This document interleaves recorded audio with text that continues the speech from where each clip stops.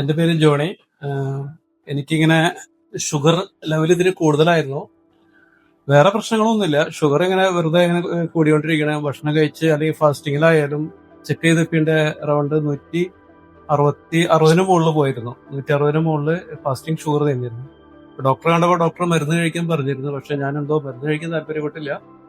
അങ്ങനെയാണ് ഈ ഹൈഡ്രജൻ തെറാപ്പിയെ കുറിച്ച് ഞാനിങ്ങനെ ഒരു ഫ്രണ്ട് പറഞ്ഞിങ്ങനെ അറിയാനിടയായി. അങ്ങനെ അതിനെക്കുറിച്ച് കൂടുതൽ സെർച്ച് ചെയ്തപ്പോൾ ഇത് വേറെ സൈഡ് എഫക്ട്സ് ഒന്നുമില്ല, ബോഡിക്ക് വേറെ ബുദ്ധിമുട്ടുകളൊന്നുമില്ല എന്നൊന്നും. അങ്ങനെ ഞാൻ അതിന്റെ ഭാഗമായിട്ട് ഈ ട്രീറ്റ്മെന്റ് എടുത്തു. ഏകദേശം ഒരു 2 മാസത്തോളം, ഒരു 60 ദിവസത്തിന് മുകളിൽ ഞാൻ കണ്ടിന്യൂസ് ഡെയിലി 1 മണിക്കൂർ വെച്ച് ഞാൻ ഈ ഇൻഹലേഷന് വന്നിരുന്നു.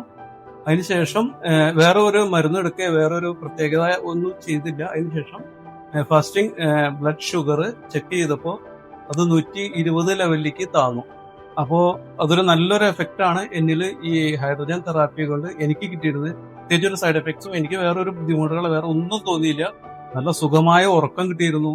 വേറൊരു ബുദ്ധിമുട്ടുകളോ ഒന്നും ഉണ്ടായിരുന്നില്ല. വേറെ മരുന്നെടുക്കേണ്ട ആവശ്യം വന്നില്ല. അത് ഈ തെറാപ്പി മൂലമാണെന്ന് ഞാൻ വിശ്വസിക്കുന്നു. നല്ലൊരു കുറവാണ്. 160 ഫാസ്റ്റിംഗ് ബ്ലഡ് ഷുഗർ 120 വന്നത്. അപ്പൊ ഞാൻ നിങ്ങൾക്ക് എല്ലാവർക്കും ഇതൊന്ന് റെക്കമെൻഡ് ചെയ്യുകയാണ്. നിങ്ങൾ മരുന്നെടുക്കുന്ന ആളാണെങ്കിലും അല്ലെങ്കിലും ഇതൊന്ന് ട്രൈ ചെയ്യാം. ഒരുപക്ഷെ നിങ്ങൾക്ക് മരുന്ന് പൂർണ്ണമായിട്ടും മാറാൻ പറ്റുമെന്ന് എനിക്കൊരു വിശ്വാസമുണ്ട്.